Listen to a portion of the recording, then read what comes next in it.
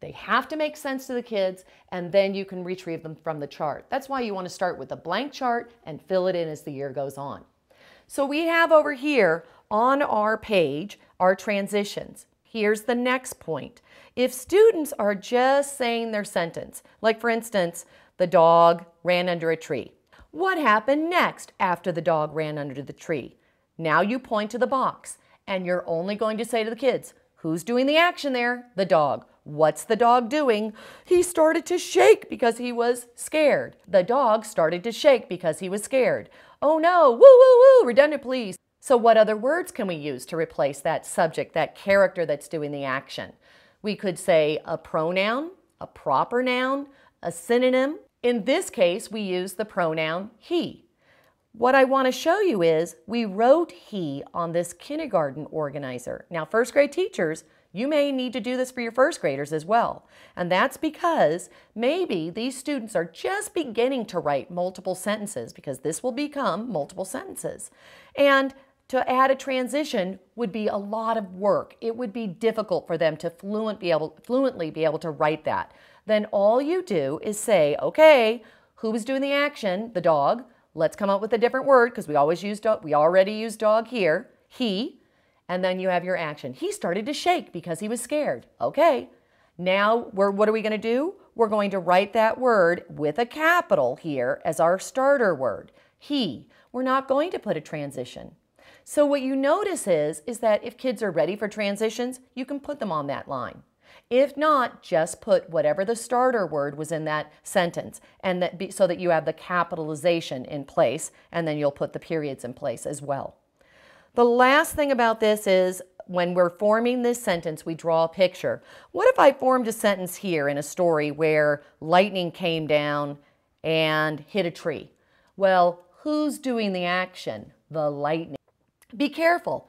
When you go to an action box, sometimes it may not be a character. Maybe it could be the wind or lightning, or maybe a door. Who knows what it could be? It needs to be whatever's doing the action in that sentence. Now we had our story opening, actions, actions, actions. The last part of the story is the story's done. You'll notice in the kindergarten organizer, they had the dog down here at the bottom, and he was saying what he was thinking at the end of the story for his story closing. Down here, you had the bear, and that was their story closing. So what you want to do is your final box. This bottom one could be the final box. Maybe you have to keep adding boxes and you had to turn the paper over and you had more action boxes on the back. It's the last box of your story. When the actions are done, you want that the story is done, the story closing. So now you're always saying, go back in the story, be the character, or it's you in the story. What did you think after all this happened to you? How did you feel after all this happened to you? What did you say after all this happened to you? So you brainstorm some ideas, and then the kids are going to record that story opening down in the last box, whichever one is the last box on their organizer. Now let's go to fancy words. Another piece of information for your lessons that I want you to really be aware of are the fancy words. Fancy words are adjectives. And when you're talking about the adjectives, your adjectives are modifying nouns in the sentence, but only the important nouns.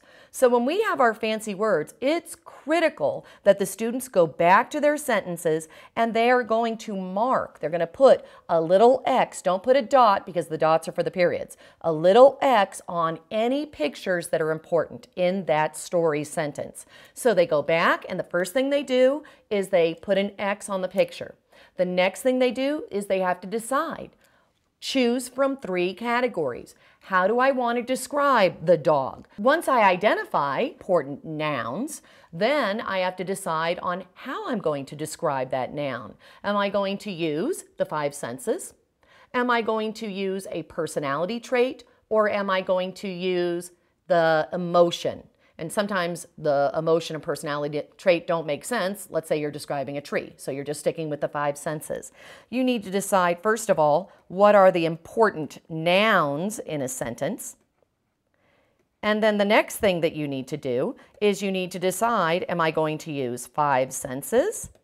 And then we have the heart for personality traits or emotion words. Once we decide on that, then we go back and we add the adjectives. where we just write them above the X on that picture. Adjectives, those fancy words where you shake your salt and pepper shaker to say, let's add fancy words to those important parts of our sentence. You could do that sentence after sentence after sentence. So for instance, if I was working here at this kindergarten level, maybe after we form the sentence, we go back and add those fancy words, sentence after sentence.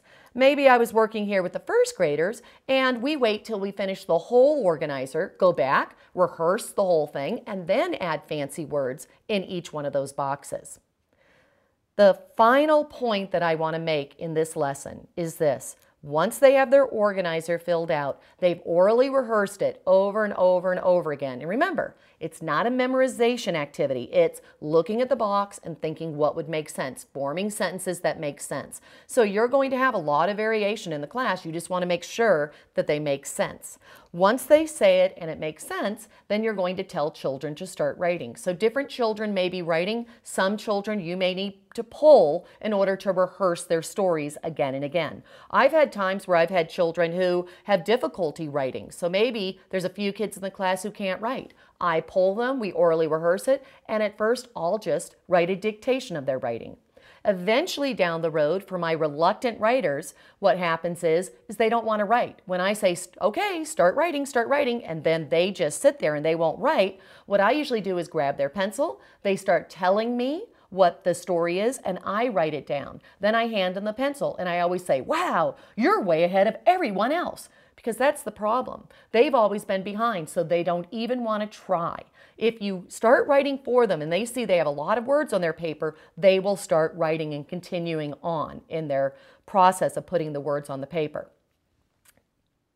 So now I've reviewed all the different parts of the organizer, your teaching points, what you really want to consider. You have your kindergarten and you had your first grade examples that were on the facing page so that you could see what kindergartners and first graders look like. First grade teachers, remember when you first do this, it would probably look more like the kindergarten example. When we talked about our transitions, we talked about how that may be something that kindergartners may not do, sometimes they may. When we did our practice organizer, remember, we didn't have transitions in every sentence, so be aware of that also. You don't want a transition starting every sentence, it will sound stilted.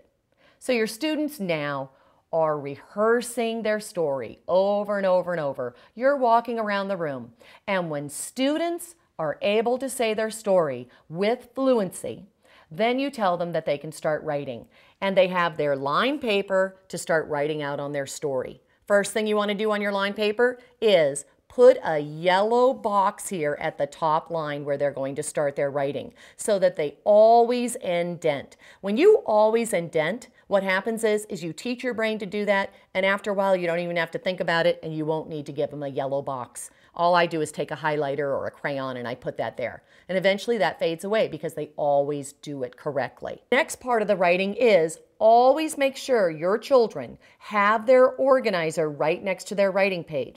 So they go back and they constantly rehearse what's on their organizer, then they go to their writing and they repeat their writing, and then they write down what they've just rehearsed. It's essential for kids to do that so they use their organizer, because many children will go to write and forget that it's even there.